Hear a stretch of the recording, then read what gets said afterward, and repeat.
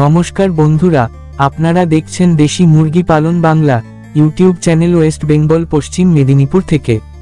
আমি আপনাদের বন্ধু রিজাউর মণ্ডল। আজকের বিষয় বুডার নিউমোনিয়া, কারণ, লক্ষণ ও সহজ চিকিৎসা।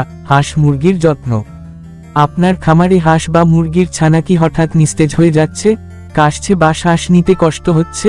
হতে পারে এটি বুডার নিউমোনিয়া। আজকের ভিডিওতে জানব এই রোগের কারণ, লক্ষণ এবং সহজ চিকিৎসা। 1. কি এই বুডার নিউমোনিয়া? বুডার নিউমোনিয়া কি?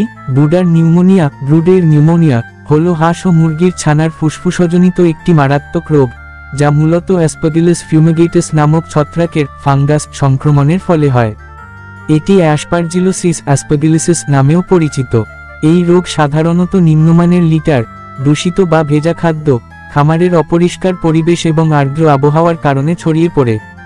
কারণসমূহ: ছত্রাকযুক্ত লিটার বা কাঠের গুঁড়ো, ছানার বসার জায়গায় যদি ছত্রাক জন্মায়, তবে এটি শ্বাসের মাধ্যমে ফুসফুসে প্রবেশ করে সংক্রমণ ঘটায়।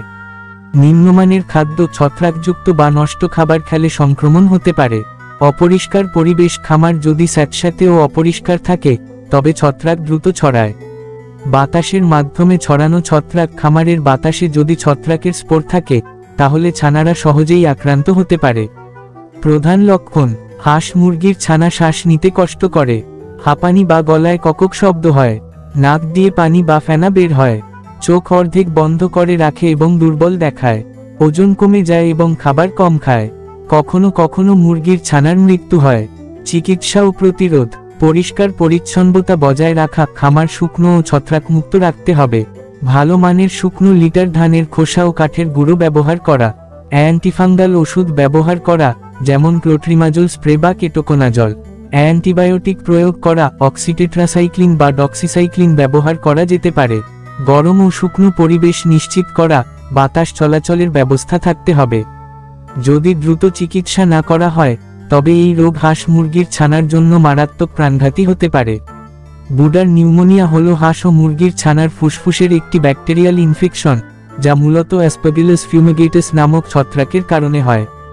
এটি সাধারণত দূষিত লিটার বা ভূমিসজ্জা, ভেজা ফিড বা অপরিষ্কার পরিবেশের কারণে ছড়ায়। হাঁস মুরগির ছানা হাঁপাচ্ছে বা শ্বাস নিতে কষ্ট হচ্ছে, নাক দিয়ে ফেনা বা পানি বের হচ্ছে, ওজন কমে যাচ্ছে এবং দুর্বল দেখাচ্ছে, হাঁচি কাশির মতো শব্দ করছে, চোখ বন্ধ করে রাখছে এবং কম নড়াচড়া করছে।